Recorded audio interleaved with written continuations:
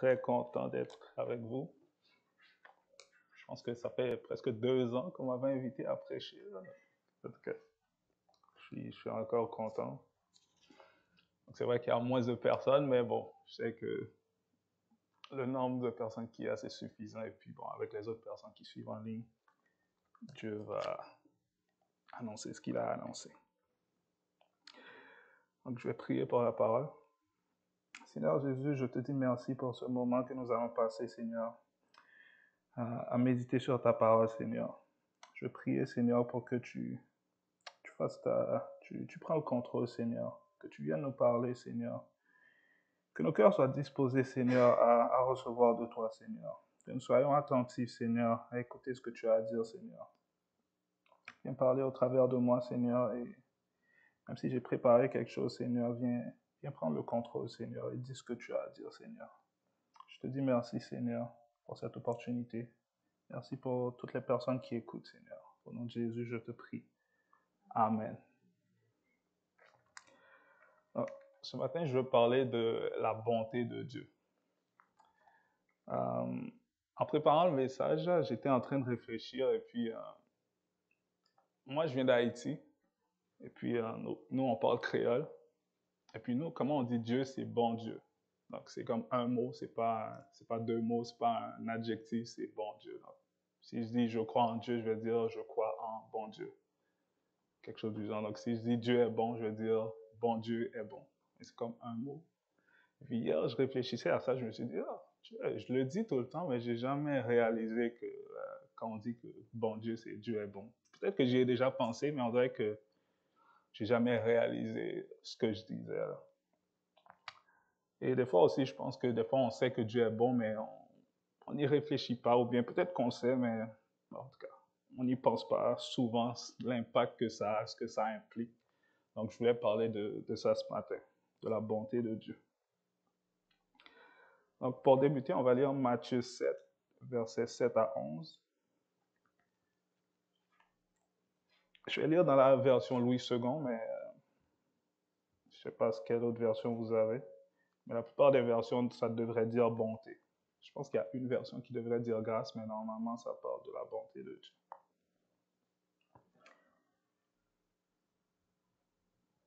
Matthieu 7, versets 7 à 11, ça nous dit « Demandez et l'on vous donnera. Cherchez et vous trouverez. Frappez et l'on vous ouvrira. Car quiconque demande reçoit, celui qui cherche trouve, et l'on ouvre à celui qui frappe. Lequel de vous donnera une pierre à son fils s'il lui demande du pain? Ou s'il demande un poisson, lui donnera-t-il un serpent? Si donc, méchants comme vous l'êtes, vous savez donner de bonnes choses à vos enfants, à combien plus forte raison votre Père qui est dans les cieux donnera-t-il de bonnes choses à ceux qui les lui demandent? Amen.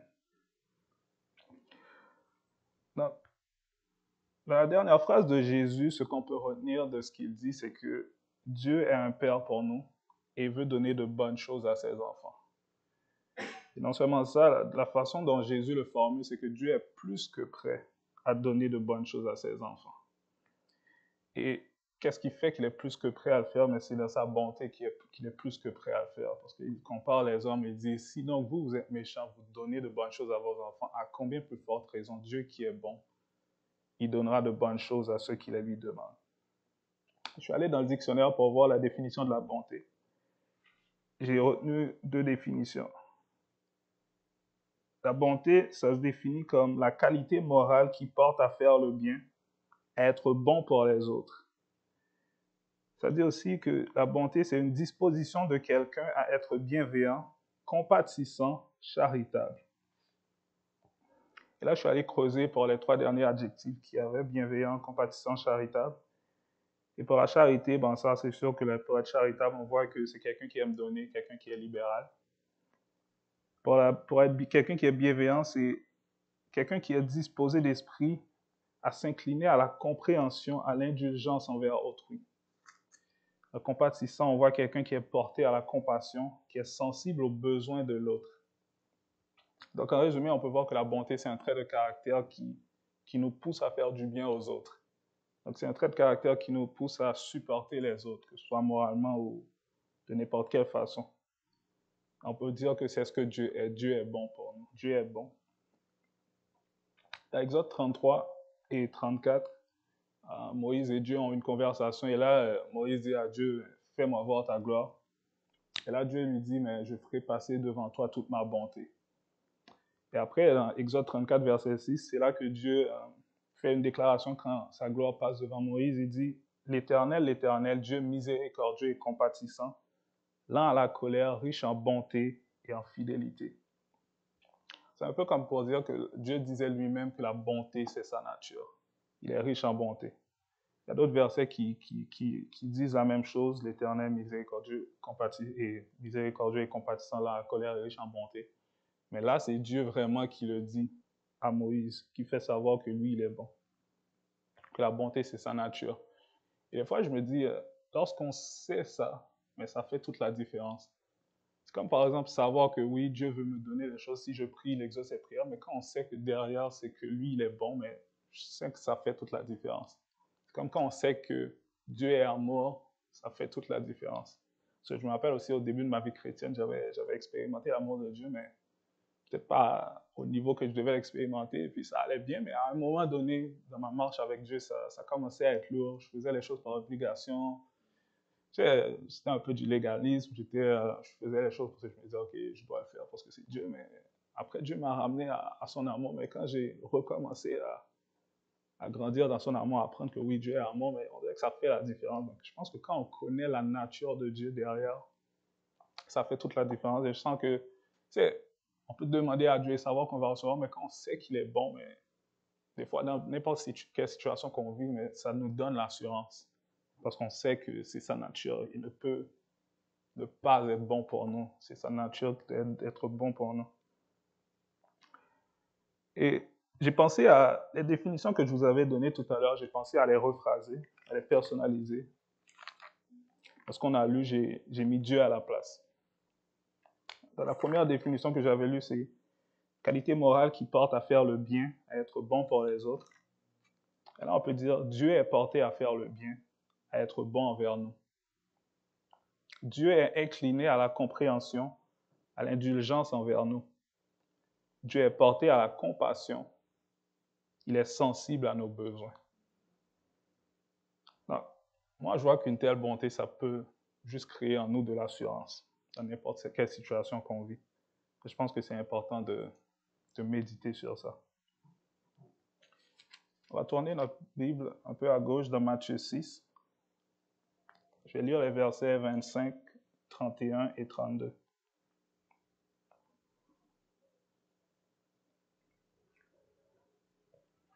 Je vais boire un peu d'eau.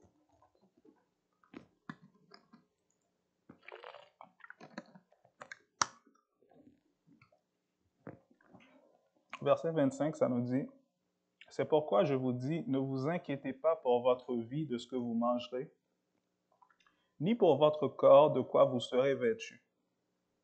La vie n'est-elle pas plus que la nourriture et le corps plus que le vêtement? » Verset 31. « Ne vous inquiétez donc point et ne dites pas, que mangerons-nous? Que boirons-nous? De quoi serons-nous vêtus? Car toutes ces choses, ce sont les païens qui les recherchent. » Et je vais mettre l'accent sur la dernière phrase. « Votre Père céleste sait que vous en avez besoin. » Versets 7 et 8, on voit à peu près la même chose. Au fin du verset 8, ça nous dit « Votre Père sait de quoi vous avez besoin avant que vous le lui demandiez. » Donc, Dieu sait de quoi on a besoin. Et si on sait qu'il sait, et puis on sait qu'il est bon, on sait vraiment qu'il va nous exaucer, on sait qu'il va prendre soin de nous dans n'importe quelle situation. Et j'aime l'image qu'on a au verset 26, où ça dit « Regardez les oiseaux du ciel. Ils ne sèment ni ne moissonnent, et ils n'amassent rien dans des greniers. Et votre Père céleste les nourrit. Ne valez-vous pas beaucoup plus qu'eux? » Et là, j'ai voulu personnaliser encore. Je me suis dit, bon, je vais remplacer la situation des oiseaux par la situation que nous, on peut vivre. Je vais laisser les oiseaux, mais on peut penser à une personne normale. Et je peux dire que les oiseaux du ciel, ils ne sèment ni ne moissonnent, ils sont peut-être au chômage. ils sont peut-être à la retraite, ils ne travaillent pas pour une raison quelconque, je ne sais pas. Ils n'amassent rien dans les greniers, ben, ils ont $0 dans leur compte de banque. Ils n'ont rien dans le frigo ou n'importe quelle autre situation. Mais ça dit que votre Père céleste les nourrit. Donc on peut dire que les oiseaux du ciel vivent au jour le jour en comptant sur Dieu et sur sa bonté. Un peu comme le peuple d'Israël qui vivait, quand il était dans le désert, qui recevait la manne dont il avait besoin pour la journée. Sauf on sait que le vendredi, il recevait pour 2 jours, mais à chaque jour, Dieu lui donnait au peuple d'Israël ce dont il avait besoin. Donc, ce que je voulais dire, c'est que même si une de ces situations s'applique à vous, il ne faut pas vous inquiéter. Même si des fois on traverse un peu une situation où on est en manque, mais ce n'est pas question de bien matériel, mais c'est juste une situation difficile, mais Dieu veut prendre soin de nous. Donc, il faut compter sur lui. Ou peut-être des fois on n'est pas en manque, mais c'est juste qu'on a une situation dans l'avenir, on a un projet, et puis bon, on manque de ressources, on sait que quelque chose va arriver, des fois on fait des calculs, on voit comment je vais faire ça, qu'est-ce qui va se passer et tout. Mais même là encore, il ne faut pas trop s'inquiéter parce que Dieu va prendre soin de nous. C'est pour ça que j'aime le dernier verset qui dit, au verset 34, qui dit « Ne vous inquiétez donc pas du lendemain, car le lendemain aura soin de lui-même. À chaque jour suffit sa peine. » Donc, je vous exhorte à rester assuré, Dieu va prendre soin de vous. Ça ne sert à rien de calculer, de faire trop de projections. Dieu va prendre soin de vous. Là, j'avais dit que j'allais raconter quelque chose. J'ai l'histoire en tête, mais je ne sais pas trop comment je vais le formuler, mais c'est juste que pour illustrer mon point. Je me rappelle, en parlant de ne pas faire trop de calculs, c'est que là où je travaille actuellement, ça va faire 4 ans que je suis là-bas. Je me rappelle, quand je suis venu, je remplaçais quelqu'un qui était en congé maternité. Donc, j'avais un contrat de 1 an. Et après, bon, durant les 1 an, j'ai aimé ce que je faisais, j'ai aimé l'emploi, j'aime le monde, j'aime l'entreprise, mais bon, l'autre personne allait revenir. Il fallait que je quitte. Et là, ma chef d'équipe, elle m'aimait bien, mais elle dit, bon, OK, l'autre personne qui va revenir, il se pourrait qu'elle ne reste pas. Si elle ne reste pas, je te garde, je veux te garder. Mais sinon, ben, je vais te prolonger ton contrat pour 6 mois. Comme ça, tu pourras trouver une autre place dans l'entreprise. Et là, il y avait une autre équipe qui m'intéressait. On était sur la même direction. Puis je me suis dit, je serais intéressé par cette équipe. On fait à peu près la même chose. Je connais quelques personnes de cette équipe, donc ça va bien aller. Donc, finalement, j'ai contacté la chef de cette équipe et puis elle m'a pris dans l'équipe. Mais le problème, c'est que dans cette équipe, ils étaient en sous-effectif de 2 personnes. Il y avait 2 personnes qui avaient soit quitté ou changé d'équipe. Donc, ils étaient en sous-effectif, plus une 3e personne était en train de changer d'équipe. Là, ils avaient besoin de monde. Le problème, c'est qu'ils cherchaient des gens avec plus d'expérience. Parce que moi, à l'époque, j'avais genre 1 an et demi d'expérience. Et eux, ils ne m'ont pas dit ça. C'est juste que, bon, ils cherchaient quelqu'un avec des personnes avec plus d'expérience, mais en même temps, ils ont besoin de moi, ils vont être sous-effectif de 3. Bon, ils me prennent. Et mon contrat finit en mai, ils me prennent fin novembre. Donc, ça les arrange parce que ben, je suis quand même temporaire. Donc, même s'ils me prennent, ils ne sont pas obligés de me garder. Là. Mais moi, je ne savais pas. Moi, j'arrive dans l'équipe en pensant que ouais, j'arrive dans l'équipe. J'arrive fin novembre, décembre.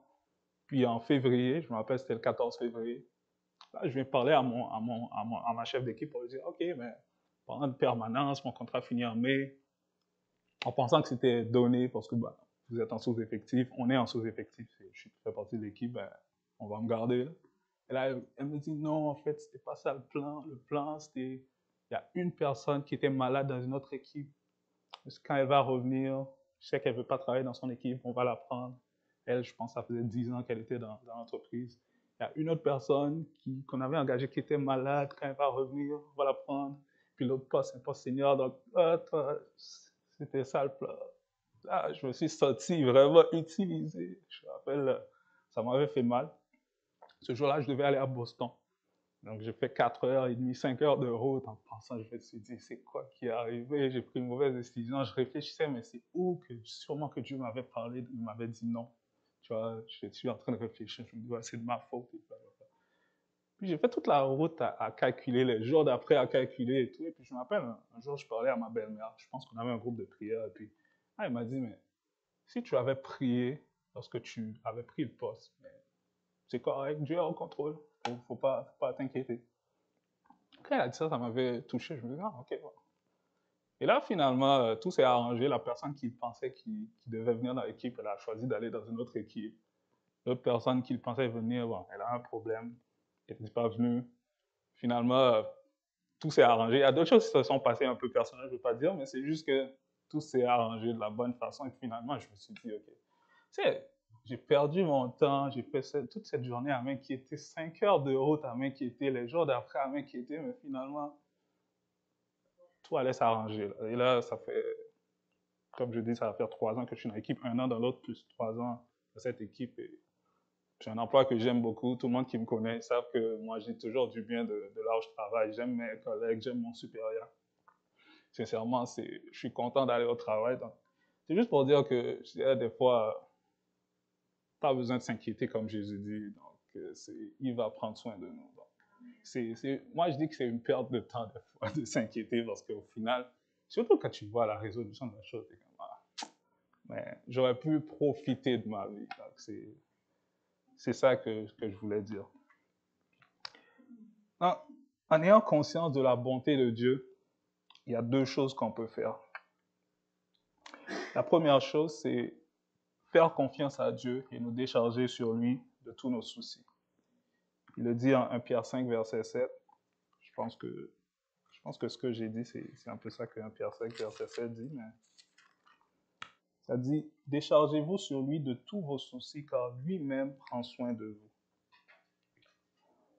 Donc, des fois, les meilleures prières qu'on peut faire dans certaines situations, c'est « Seigneur, je te fais confiance, je te remets tout. » Je ne sais pas si vous avez déjà vécu ça. Des fois, on vit une situation, on a un manque, et puis quand on fait ce genre de prière d'abandon, on sent la paix de Dieu, on réalise que ne fallait même pas trop calculer, c'est juste faire confiance à Dieu. Des fois, c'est ça que Dieu attend des fois pour débloquer la situation. Donc, je vous encourage à faire ce genre de prière.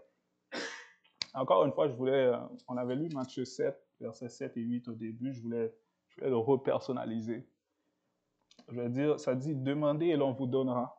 Cherchez et vous trouverez. Et là, je voulais dire, demandez à Dieu et il vous donnera. Au verset 8, ça dit, quiconque demande reçoit. Je voulais dire, quiconque demande à Dieu reçoit de Dieu. C'est une certitude, donc il faut juste faire confiance à Dieu. Et la deuxième chose, après avoir fait confiance à Dieu, des fois ça peut venir après, des fois ça peut venir avant, mais c'est se focaliser sur le fait que Dieu est bon et des fois se remémorer ce qu'il a déjà fait pour nous. Parce que quand on vit certaines situations où on a un besoin, on a tendance à être submergé par la situation et puis des fois on oublie, on ne peut pas bien prier. Des fois on prie, on dit ouais, Seigneur, moi, mais on dirait que le problème, ça bloque un peu la foi. Donc, des fois, c'est se focaliser sur ce qu'il a fait et se remémorer d'autres choses. Et une bonne façon de le faire, c'est méditer sur des versets qui soit parlent sur sa bonté ou qui parlent de la situation qu'on vit. Parce que des fois, se bombarder de la parole, ça a un effet où ça booste la foi. Donc, des fois, on peut lui faire confiance, mais le jour d'après, on est toujours dans la situation. Donc, bah, ça vient nous toucher des fois. Donc, des fois, c'est aller lire la parole pour avoir la foi, parce qu'on a déjà prié. Bon, on peut reprier, mais des fois, ça aide pas. Mais relire la parole dessus, ça aide. Et des fois aussi, on veut prier, mais on peut pas. Mais des fois, c'est aller méditer sur sa parole, sur la situation spécifique. Comme ça, on peut mieux faire la prière d'abandon pour dire que je te fais confiance, parce qu'on voit vraiment ce que Dieu a fait pour nous. Je voulais lire Lamentation 3, versets 19 à 25, pour finir.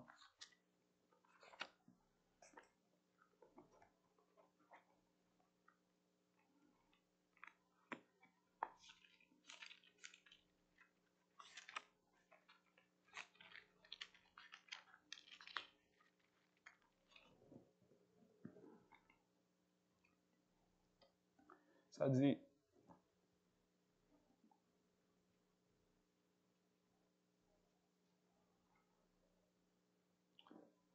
quand je pense à ma détresse et à ma misère, à l'absinthe et au poison, quand mon âme s'en souvient, elle est abattue au-dedans de moi. Voici ce que je veux repasser en mon cœur, ce qui me donnera de l'espérance. Les bontés de l'Éternel ne sont pas épuisées. Ses compassions ne sont pas à leur terme. Elles se renouvellent chaque matin. Oh, que ta fidélité est grande. L'Éternel est mon partage, dit mon âme. C'est pourquoi je veux espérer en lui. L'Éternel a de la bonté pour qui espère en lui, pour l'âme qui le cherche. Je vais relire encore les premiers versets. Ça dit, quand je pense à ma détresse et à ma misère, à l'absinthe et au poison, quand mon âme s'en souvient, elle est abattue au-dedans de moi. Voici ce que je veux repasser en mon cœur, ce qui me donnera de l'espérance. Les bontés de l'Éternel ne sont pas épuisées, ses compassions ne sont pas à leur terme. Elles se renouvellent chaque matin. Que ta fidélité est grande. Amen. Donc, c'est un peu comme, je pense que tu avais cité le psaume 103, verset 1-2. Donc, des fois, c'est ça qu'il faut faire. Comme Dieu veut prendre soin de nous, mais des fois, on oublie, on perd de vue à cause de la situation qu'on vit, mais c'est se repasser en mémoire ce qu'il a déjà fait, et puis tout ira bien.